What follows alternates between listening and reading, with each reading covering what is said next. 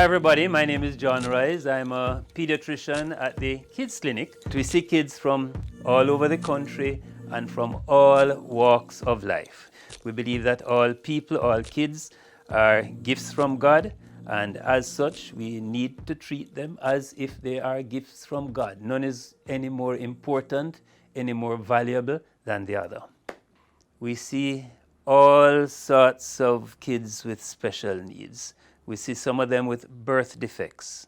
We see some of them with chromosomal disorders. We see some of them who are born, I want to say, normally and start developing normally, and then wham, something hits them and they develop a problem. So we see mothers in particular, parents in general, but it's very often the mothers who come in here with the kids. There are probably many reasons for that, but let's say we see parents with kids with special needs. And different sorts of parents come into us with different personalities, and when they come in at various stages of the diagnosis. So some of them come in to see us and they haven't a clue that anything is wrong with this little child. This little child has been presented to them at hospital, is, as far as they are concerned, quite normal, but we suspect that something is wrong, or sometimes the diagnosis is obvious that something is wrong, and we have to break the news to them. So a little kid will come in, for instance, with Down syndrome, and the parent doesn't know that. And we have to tell them that this little child has Down syndrome, which is a chromosomal abnormality which results in a lot of defects, but one of the most striking ones is a problem with the little kid's development. And then there's another set of kids who come to us and the parents have a suspicion that something is wrong. The kid isn't talking, the kid isn't sitting up, the kid isn't moving, the kid isn't relating to them as they expected, as the previous kid did, or as the neighbor's child does. And they suspect that something is wrong and they come to us to find out what's going on. What to do in that situation, how to handle it. Truth be told, a lot of us don't handle it properly. And I need to qualify that because we as doctors are trained to deal with medical problems, and sometimes doctors, particularly in the public system, working at public hospitals, are under a lot of pressure and don't show the empathy and the care that that little child deserves, that parent deserves, and they come across as being a little bit cold. This happens across the board. This happens in the public setting and it happens in the private setting as well. I am very concerned in that I realize that kids are a gift from God, and each child deserves to be treated as such. Now, let me not excuse myself from behaving a little bit cold at times, because sometimes we ourselves here find ourselves under pressure and say things and do things which are not appropriate. And I can remember on one instance seeing a little child with a developmental abnormality, and I said something in a very caring manner to the parents, but I used language that I had learned in hospital growing up, in doing my pediatric residency, and it came across as if I didn't care, just the language that I used, and I didn't mean to be uncaring. And I remember the mother was very upset with me for years. What are some of the problems that the parents face? I think the ones who come in without a clue that there's anything wrong with their kid, the initial response is total shock and disbelief.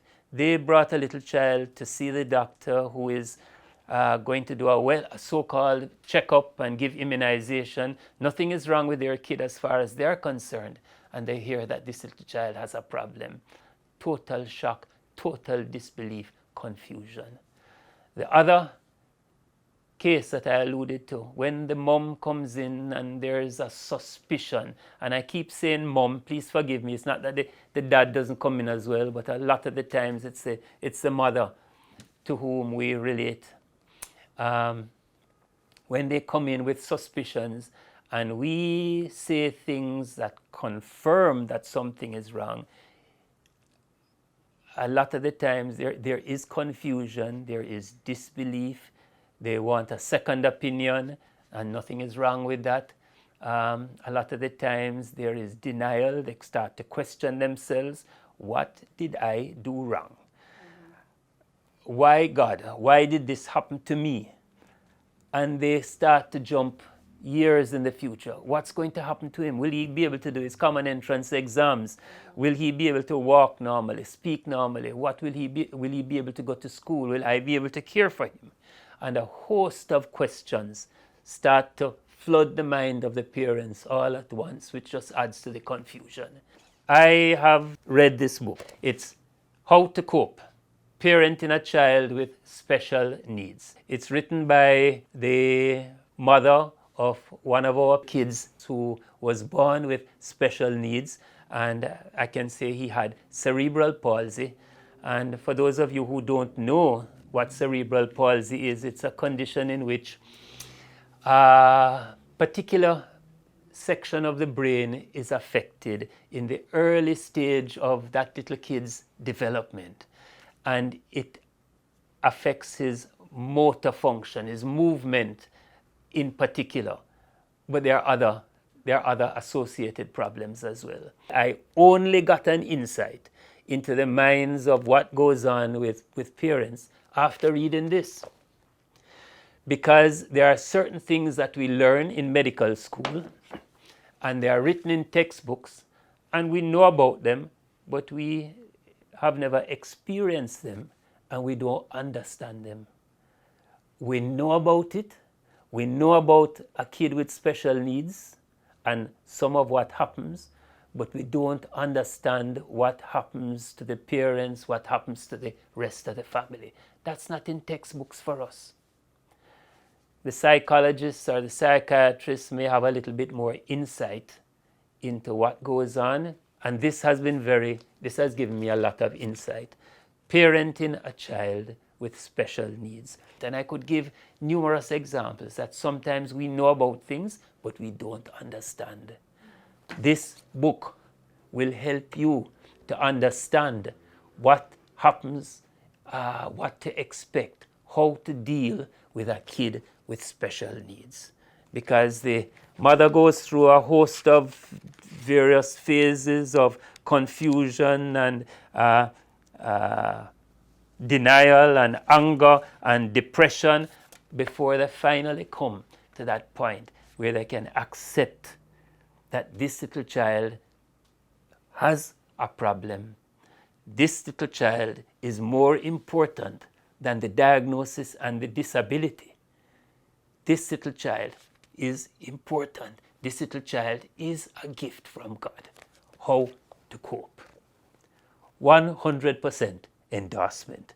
And I'm going to have it catched up in my office, on my bookshelf, and anybody who comes in will have an opportunity to see it. And from now on, I'm being honest. I'm not saying this because I was asked to say this. This is the truth. Any little child who comes into my office and I see that this little child has a special need, I'm going to say, yo, you need to get a copy of this.